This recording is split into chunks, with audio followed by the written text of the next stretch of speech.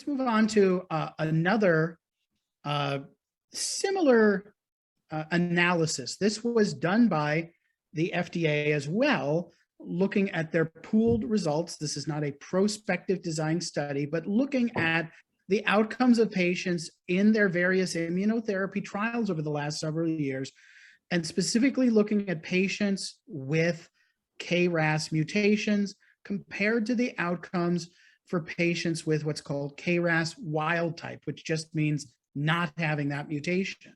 Now, KRAS mutations are the most common mutations in lung cancer. They comprise about 20 to, in some settings, 25% of lung cancer. And there is a target for one subtype of KRAS mutation called G12C, which is about 40% of the mutations out there. And it comprises maybe 12% of lung cancer. So they looked at the results of immunotherapy given in various ways for patients with or without these KRAS mutations.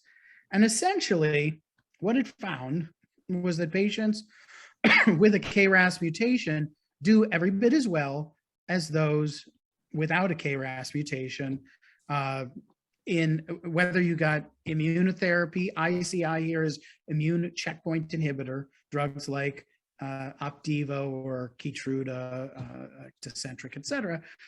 So the various studies show that the numbers are a little more favorable, as we discussed in another study and video, little better numbers with chemo added to checkpoint inhibitors, chemotherapy alone, as you can see. But essentially that there was no worse outcome and no obviously far better outcome for those patients with KRAS mutations relative to those without a KRAS mutation. Essentially, and this is looking at the three different types of treatments: chemo with immunotherapy, immunotherapy alone, or chemo alone.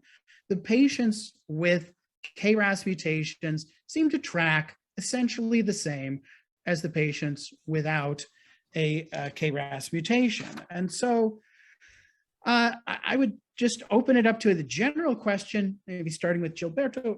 What do these results mean to you in general? And what do they mean when we have a KRAS inhibitor commercially available as second-line treatment? And where do you see KRAS targeted therapy versus non-targeted therapy like chemoimmunotherapy that would, or even immunotherapy alone, be used in lots of these people as you sequence?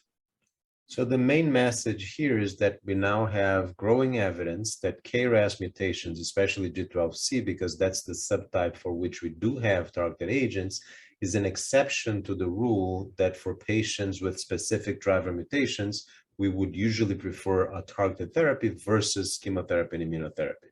When we talk about EGFR, when we talk about ALK, ROS, RET, and maybe a few more, we would usually prefer to do the specific treatment for that mutation or that translocation before we consider chemotherapy or something else. For KRAS, we showed in the subsets of different studies, and now the FDA has this combined analysis showing that patients with KRAS mutations do very well with chemotherapy, immunotherapy, and the results that we get with the specific inhibitors of these specific alterations, so sotorasib, which is approved, and the adagrasib, which is likely to be approved before the end of the year, the responses we get, and especially the duration of response, is not as good as what we see with chemo and immunotherapy. So I think that this is the main clinical message for patients and for their physicians.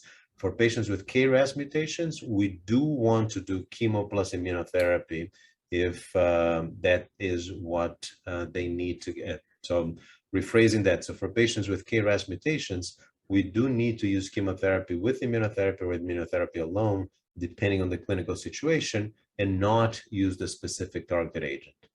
And it really does underscore that not all driver mutations should be treated as one aggregated population. They're not all the same. They're not all the same whether we're talking about EGFR and ALK, but definitely KRAS is its own entity, its own class.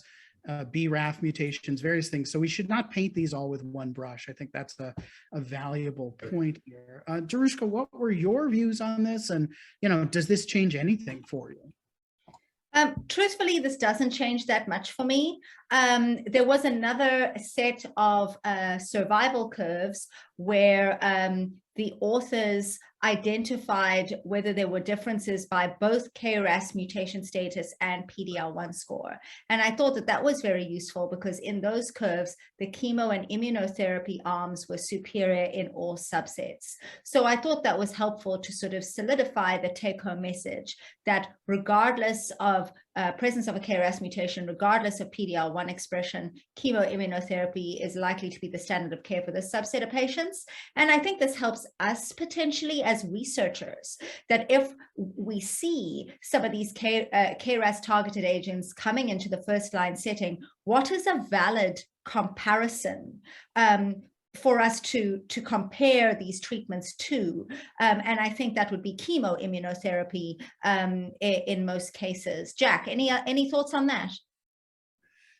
No, I really agree with all of this, that we should not reflexively say that immunotherapy or that targeted therapy is always the first treatment if you find a driver. And that comes up with several of the newer targets. Some of our therapies are not necessarily in the level of Tagrisso or lorlatinib or various others that are phenomenal activity that is superior. With some of these, chemoimmunotherapy is no slouch. I mean, if you're getting a 40, 50, 60% response rate and the potential for prolonged duration of efficacy without prohibitive side effects, it's not just that reflexively, categorically, targeted therapy is always going to be the superior choice. So I think that's an important message that, individual results may vary, and it depends on how effective our targeted therapies are here.